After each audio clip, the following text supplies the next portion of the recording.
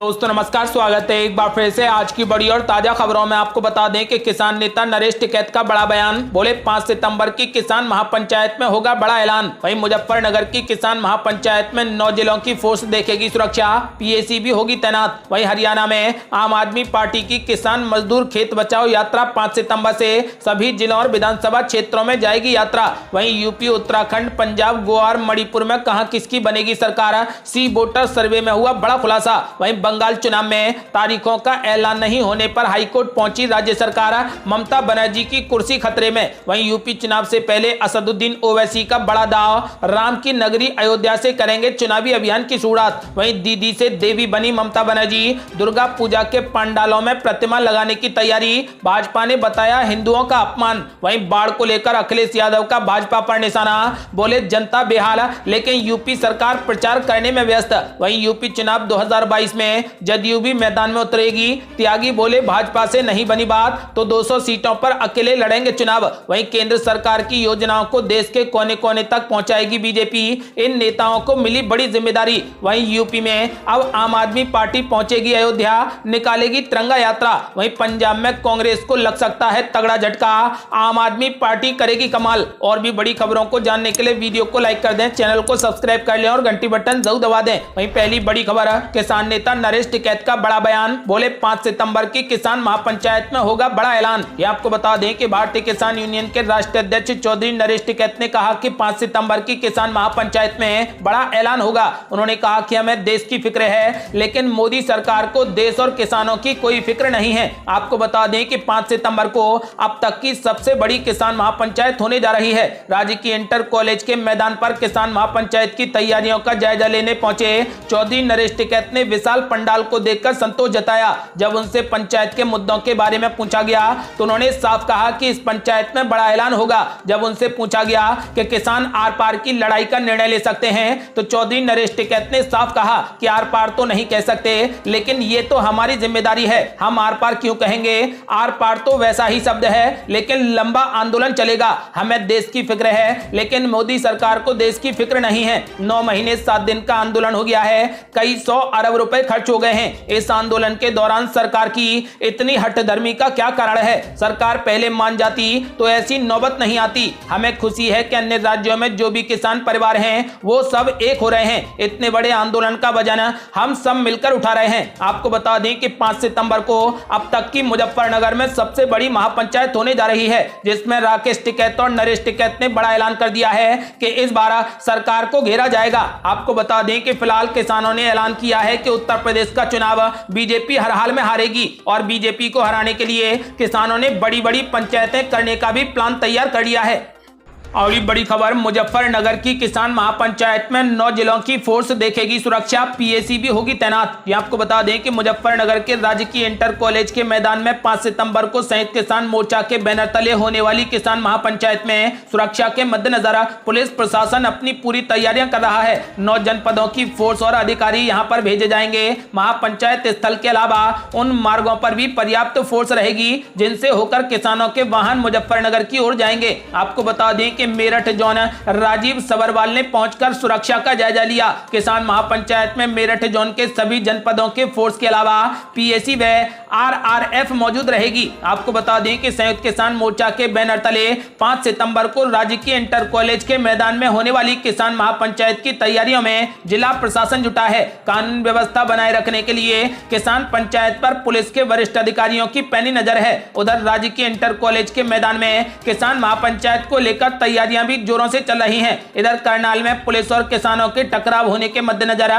Police भी किसी अप्रिय घटना को रोकने की पूरी तैयारी कर रही है। आपको बता दें कि फिलहाल एसपी सिटी अमृत विजयवर्गीय और एसपी देहात अतुल श्रीवास्तव व अन्य अधिकारियों के साथ पुलिस लाइन में सुरक्षा व्यवस्था को लेकर गहनता से चर्चा की गई। आपको बता दें कि किसान इस बार महापंचायत में बड़ा ऐलान करेंगे और यह किसानों की अब तक की सबसे बड़ी किसान महापंचायत होगी, इसलिए पुलिस प्रशासन पूरे तरीके से अलर्ट पर है क्योंकि कोई भी अव्यवस्था ना हो और कोई भी अनहोनी न घटे। और ये बड़ी खबर, हरियाणा में आम आदमी पार्टी की किसान मजदूर खेत बचाओ यात्रा 5 सितंबर से सभी जिलों और विधानसभा क्षेत्रों में जाएगी यात्रा। ये आपको बता दें कि हरियाणा में आम आदमी पार्टी केंद्रीय कृषि कानूनों के विरोध में आंदोलनरत किसानों की आवाज को और बुलंद करने के लिए राज्य में 5 सितंबर से लेकर 13 सितंबर तक किसान मजदूर खेत बचाओ यात्रा करेगी। आम आदमी पार्टी के राज्यसभा सांसद और प्रदेश सह प्रभारी डॉक्टर सुशील गुप्ता ने शुक्रवार को चंडीगढ़ में एक संवाददाता सम्मेलन में यह जानकारी दी। सुशील गुप्ता ने कहा कि यात्रा 5 सितंबर को रोहतक स्थित जाट शिक्षण संस्थान में स्थित चौधरी छोटू राम जी के स्मारक पर श्रद्धांजलि अर्पित करने के बाद सुबह 9 बजे से शुरू होगी तथा राज्य के सभी जिलों और विधानसभा क्षेत्रों में होते हुए लगभग 4000 किलोमीटर की यात्रा करते हुए 8 दिन बाद 13 सितंबर को पलवल में समाप्त होगी। आपको बता दें कि उन्होंने कहा कि यात्रा का नेतृत्व वो स्वयं करेंगे तथा उनके साथ कई सांसद और विधायक एवं जिला पंचायतों के प्रतिनिधि भी मौजूद रहेंगे। आपको बता दें कि उन्होंने ये भी कहा कि लगभग 9 माह से चल रहे किसान आंदोलन में 600 से ज्यादा लोगों की जान जा चुकी है तथा पार्टी ऐसे किसानों को शहादत का दर्जा देने, उनकी विधवाओं को पेंशन देने, परिवार के किसी एक सदस्य को नौकरी देने की मांग करती है। आपको बता दें कि फिलहाल आम आदमी पार्टी ने ऐलान किया है कि 5 सितंबर से 13 सितंबर तक आम आदमी पार्टी हरियाणा में किसान मजदूर खेत अगली बड़ी खबर, यूपी, उत्तराखंड, पंजाब, गोवा और मणिपुर में कहां पर किसकी बनेगी सरकार, सी वोटर के सर्वे में हुआ बड़ा खुलासा। ये आपको बता दें कि अगले साल देश के 5 राज्यों उत्तर प्रदेश, पंजाब, उत्तराखंड, मणिपुर और गोवा में विधानसभा के चुनाव हैं। साल की शुरुआत में ही इन राज्यों में चुनाव होंगे। यही वजह है कि तमाम राजनीतिक पार्टियों ने कुछ महीने पहले ही चुनाव की तैयारियां शुरू कर दी हैं। चुनावी माहौल को भांपते हुए सी वोटर ने एक सर्वे किया है और इन 5 राज्यों की जनता की सियासी नब्ज टटोलने की कोशिश की है। इस सर्वे के मुताबिक उत्तर प्रदेश में बीजेपी को 259 से लेकर 267 सीटें मिल सकती हैं। आपको बता दें कि एक बार फिर से सी वोटर के मुताबिक उत्तर प्रदेश में बीजेपी की सरकार बन सकती है। इसके अलावा समाजवादी पार्टी को उत्तर प्रदेश में 109 से 117 सीटें मिलने का अनुमान है। वहीं बीएसपी को 12 से 16 सीटें मिलने का अनुमान है। वहीं कांग्रेस को यूपी में 3 से 7 सीटें मिल सकती हैं। यदि पंजाब की बात की जाए तो सर्वे के मुताबिक आम आदमी पार्टी इस बार चुनाव में सबसे बड़ी पार्टी बनकर उभरेगी। पंजाब में विधानसभा की 117 सीटें हैं। आम आदमी पार्टी को पंजाब में 51 से 57 सीटें मिलने का अनुमान है। वहीं पंजाब में कांग्रेस को 38 से 40 सीटें मिल सकती हैं। आपको बता दें कि वहीं एसएडी को 16 से 24 सीटें मिलने का अनुमान है। आपको बता दें कि अनुमान जताया गया है कि बीजेपी का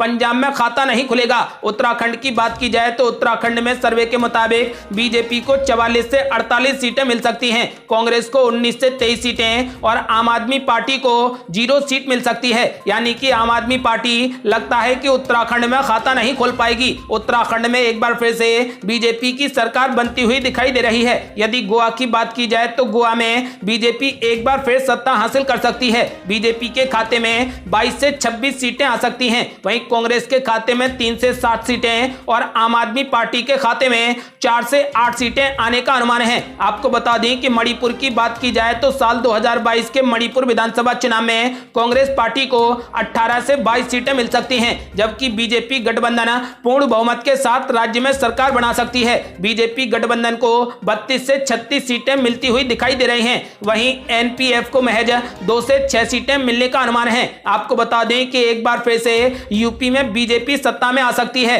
यह सर्वे हमारा नहीं है, यह सर्वे सी वोटर का है। सी वोटर के अनुसार एक बार फिर से उत्तर प्रदेश में बीजेपी सत्ता में आ सकती है। आपका क्या मानना है, क्या इस बार यूपी में बीजेपी की सरकार बनेगी? अपनी राय हमें वीडियो लाइक कर कमेंट बॉक्स में जरूर दें। और ये बड़ी खबर, बंगाल में उपचुनाव की तारीखों का ऐलान नहीं होने पर हाईकोर्ट पहुंची ममता सरकार, ममता बनर्जी की कुर्सी पर मंडराया खतरा। ये आपको बता दें कि पश्चिम बंगाल की 7 विधानसभा सीटों पर उपचुनाव होना है। चुनाव आयोग ने अब तक इनका चुनाव कार्यक्रम घोषित नहीं किया है। इसके खिलाफ राज्य की तृणमूल सरकार ने कलकत्ता हाईकोर्ट की शरण ली है। तृणमूल कांग्रेस की मुसीबत यह है कि 6 महीने की तय अवधि में यदि मुख्यमंत्री ममता बनर्जी चुनाव जीतकर विधानसभा सदस्य नहीं बनी तो उन्हें अपनी कुर्सी छोड़नी पड़ेगी। याचिका में हाईकोर्ट से आग्रह किया गया है कि वो चुनाव आयोग, केंद्रीय गृह मंत्रालय और राज्य चुनाव आयोग को 6 माह की तय समय सीमा में उपचुनाव कराने का आदेश दे। बंगाल सरकार के वकील राम प्रसाद सरकार ने बताया कि मुख्यमंत्री ममता बनर्जी ने 5 मई को स्वर्ण शपथ ली थी।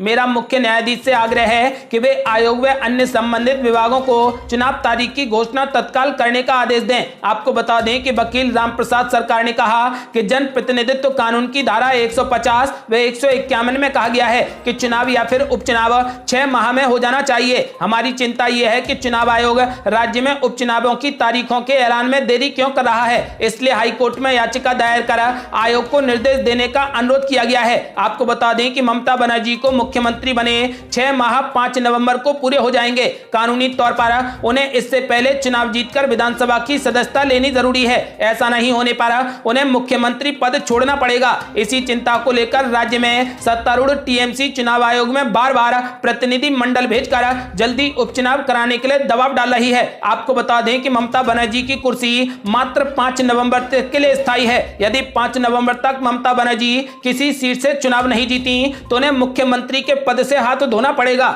और बड़ी खबर, यूपी चुनाव से पहले असदुद्दीन ओवैसी ने खेला बड़ा दांव और राम की नगरी अयोध्या से करेंगे चुनावी अभियान की शुरुआत। यहां आपको बता दें कि एआईएमआईएम के प्रमुख असदुद्दीन ओवैसी ने 2022 के यूपी विधानसभा चुनाव का अभियान की शुरुआत 7 सितंबर से राम की नगरी अयोध्या से करने का फैसला किया है। असदुद्दीन ओवैसी इस दिन अयोध्या के रदौली में एक सभा को संबोधित करेंगे, जिसमें मुसलमानों, दलितों, पिछड़ों और अन्य वर्गों के लोगों को बुलाया गया है। एआईएमआईएम के प्रदेश अध्यक्ष शौकत अली ने कहा कि न केवल मुस्लिम बल्कि अन्य समुदायों का भी केंद्र और उत्तर प्रदेश में सत्तारूढ़ भारतीय जनता पार्टी की सरकार ने शोषण किया है। एआईएमआईएम ने पूरे उत्तर प्रदेश में वंचित शोषित समाज के सम्मेलनों की एक सीरीज आयोजित करने, इन लोगों के अधिकारों के लिए लड़ने का फैसला किया है। आपको बता दें कि 8 सितंबर को असदुद्दीन ओवैसी इसी तरीके की सभाओं को सुल्तानपुर और बाराबंकी में भी संबोधित करेंगे। शौकत अली ने कहा कि ये समुदाय एक विकल्प की तलाश में है और एआईएमआईएम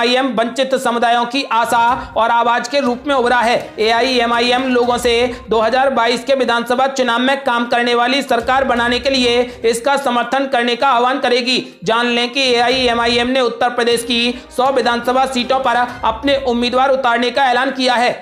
और बड़ी खबर, दीदी से देवी बनी ममता बनर्जी, दुर्गा पूजा के पंडालों में प्रतिमा लगाने की तैयारी, भाजपा ने बताया हिंदुओं का अपमान। ये आपको बता दें कि पश्चिम बंगाल समेत देश भर में अगले कुछ महीनों में मनाए जाने वाले दुर्गा पूजा या फिर नवरात्र महोत्सव की तैयारियां शुरू हो गई हैं। कोलकाता के दुर्गा पूजा पंडालों में देवी की प्रतिमा के साथ मुख्यमंत्री व टीएमसी प्रमुख ममता बनर्जी की प्रतिमा स्थापित करने की योजना को लेकर अब बवाल मच गया है। गुस्साई भाजपा ने इसे हिंदुओं की भावनाओं का अपमान बताया है। आपको बता दें कि ख्यात मूर्तिकार मिंटू पाल ने कुमार टूली स्थित अपने स्टूडियो में फाइबर ग्लास की एक प्रतिमा बनाई है, जिसमें तृणमूल सुप्रीमो ममता बनर्जी की पसंदीदा सफेद रंग की साड़ी और उनके ट्रेडमार्क स्लीपर चप्पल में उनकी देवी रूपी प्रतिमा बनाई गई है। आपको बता दें कि दुर्गा पूजा के आयोजक उनके जरिए ममता बनर्जी सरकार की विभिन्न योजनाओं का प्रचार करना चाहते हैं। आपको बता दें कि बहरहाल बंगाल से लेकर देश भर में ममता दीदी के रूप में लोकप्रिय ममता बनर्जी की देवी रूपी प्रतिमाओं के निर्माण पर भाजपा ने कड़ी नाराजगी जताई है। आपको बता दें कि भाजपा के आईटी सेल के प्रमुख अमित मालवीय ने इसका विरोध करते हुए ट्वीट किया और कहा कि बंगाल में चुनाव बाद की भीषण हिंसा के बाद ममता बनर्जी के हाथों में निर्दोष बंगालियों का खून है। देवी प्रतिमा की ये विरूपता बमनकारी है, ये देवी दुर्गा का अपमान है। ममता बनर्जी को इसे रोकना चाहिए, वो हिंदुओं की भावनाओं को आहत कर रही हैं। आपको बता दें कि वहीं भाजपा नेता शुभेंदु अधिकारी ने भी ममता बनर्जी की देवी रूपी प्रतिमा बनाने का तगड़ा विरोध किया है। उन्होंने कहा कि जब कोई ऐसा करता है तो वो सिर्फ आपको खुश करना चाहता है। आपकी चुप्पी आपकी सहमति बताती है। इसका मतलब है कि आपका अहंकार उस स्तर पर पहुंच गया है जहां आपका विवेक इसके लिए खुद को जिम्मेदार नहीं मानता। और ये बड़ी खबर, बाढ़ को लेकर अखिलेश यादव ने भाजपा पर बोला जोरदार हमला। बोले जनता बेहाल है लेकिन यूपी सरकार प्रचार करने में व्यस्त है। ये आपको बता दें कि समाजवादी पार्टी के राष्ट्रीय अध्यक्ष अखिलेश यादव ने कहा कि बाढ़ की विभीषिका में फंसे लोग जान माल की गुहार लगा रहे हैं, पर भाजपा सरकार को इधर देखने तक की फुर्सत नहीं है। वो आए दिन अपने प्रचार उत्सवों के आयोजन में व्यस्त है। अखिलेश यादव ने शुक्रवार को जारी बयान में कहा कि गोरखपुर के हालात बिगड़ते जा रहे हैं। 6 प्रमुख नदियां यहां पर उफान पर हैं, कई तटबंध भी टूट उठ गए हैं। अखिलेश यादव ने कहा कि प्रदेश की जनता बाढ़ के प्रकोप से त्राहि कर रही है। भाजपा सरकार ने बाढ़ के हालात पर कोई भी गंभीरता नहीं दिखाई। राहत कार्य अभी तक नहीं चला रहे। बाढ़ ग्रस्त इलाकों में फंसे लोगों को सुरक्षित निकालने की सुचारू व्यवस्था नहीं की गई। कई जिलों में ज्वर और दूसरी बीमारियां भी फैली हैं, जिनके इलाज के लिए कोई चिकित्सीय मदद नहीं मिल रही। सब कुछ भगवान भरोसे है। ठीक उसी तरीके से जैसे कोरोना पीड़ितों की भाजपा ने कोई भी सुध नहीं ली थी। भाजपा सरकार पूर्णतः संवेदन शून्य है। जनता ने इसलिए तय कर लिया है कि सन 2022 में अब वो भाजपा की किसी चाल में ना फंस कर सपा को विजयी बनाएगी। आपको बता दें कि अखिलेश यादव ने ऐलान कर दिया है कि इस बार उत्तर प्रदेश में सपा 400 सीटों से ज्यादा जीतेगी। और ये बड़ी खबर, यूपी विधानसभा चुनाव में जदयू भी उतरेगी मैदान में। त्यागी बोले भाजपा से नहीं बनी बात तो 200 सीटों पर अकेले लड़ेंगे चुनाव। ये आपको बता दें कि यूपी चुनाव 2022 को लेकर सभी दल तैयारियों में जुट गए हैं। भाजपा जहां एक बार फिर सत्तारूढ़ होने के लिए पूरी ताकत झोंकेगी, तो वहीं सहयोगी जदयू भी उसके साथ या फिर अलग मैदान में उतरने को तैयार है। कांग्रेस, सपा, बसपा व अन्य तमाम विपक्षी दल भी जोर आजमाइश कर रहे हैं। जदयू के राष्ट्रीय प्रवक्ता केसी त्यागी का कहना है कि भाजपा के साथ पहले दौर की चर्चा हो चुकी है। अगले दौर में तय हो जाएगा कि दोनों दल कितनी कितनी सीटों पर चुनाव लड़ेंगे। उन्होंने कहा कि यदि भाजपा सम्मानजनक सीटें नहीं देगी तो जदयू अकेले ही चुनाव लड़ेगी। हमने अकेले चुनाव लड़ने के लिए 200 सीटों का चयन किया है। यूपी चुनाव को लेकर इस बार जदयू कुछ ज्यादा ही दिलचस्पी ले रही है। पार्टी भाजपा की ओर से 10 से 20 सीटों की मंशा नहीं रख रही है, बल्कि 200 सीटों पर वो अकेले ही दम पर चुनाव लड़ने को तैयार है। पार्टी की राष्ट्रीय परिषद की बैठक में यूपी चुनाव 2022 को लेकर प्रस्ताव भी पारित किया गया है। यूपी जदयू के अध्यक्ष अनूप सिंह पटेल का कहना है कि यदि भाजपा ने हमें सम्मानजनक सीटें नहीं दी तो हमारी पार्टी राज्य में 200 सीटों पर अकेले ही चुनाव लड़ेगी। और बड़ी खबर, यूपी में अब आम आदमी पार्टी पहुंचेगी अयोध्या, निकालेगी तिरंगा यात्रा। ये आपको बता दें कि उत्तर प्रदेश विधानसभा चुनावों को देखते हुए राजनीतिक पार्टियों ने अयोध्या का रुख करना शुरू कर दिया है। बीजेपी, कांग्रेस के बाद अब असदुद्दीन ओवैसी भी जल्द ही अयोध्या पहुंचने वाले हैं। इसके साथ ही एक और बड़ी खबर है, आम आदमी पार्टी भी अब नोएडा और आगरा के बाद अयोध्या का रुख करने जा रही है। इसी के चलते आम आदमी पार्टी अब 14 सितंबर को अयोध्या में तिरंगा संकल्प यात्रा निकालने जा रही है। बताया जा रहा है कि इस तिरंगा यात्रा में 10,000 से ज्यादा लोगों की भीड़ जमा होगी। आम आदमी पार्टी ने फैसला लिया है कि पूरे एक साल तक आजादी का महोत्सव मनाया जाएगा और तिरंगा यात्रा निकाली जाएगी। ये थी अब तक की बेहद बड़ी खबरें। यदि आप भी चाहते हैं कि भारत जल्द से जल्द कोविड मुक्त हो जाए और कृषि कानूनों का तुरंत समाधान हो, तो इस वीडियो को लाइक कर अपनी राय हमें कमेंट बॉक्स में जरूर दें। यदि आपने अभी तक हमारे चैनल को सब्सक्राइब नहीं किया है तो कृपया चैनल को सब्सक्राइब कर घंटी बटन जरूर दबा दें। जल्दी मिलते हैं बड़ी अपडेट के साथ, तब तक के लिए जय हिंद, जय भारत।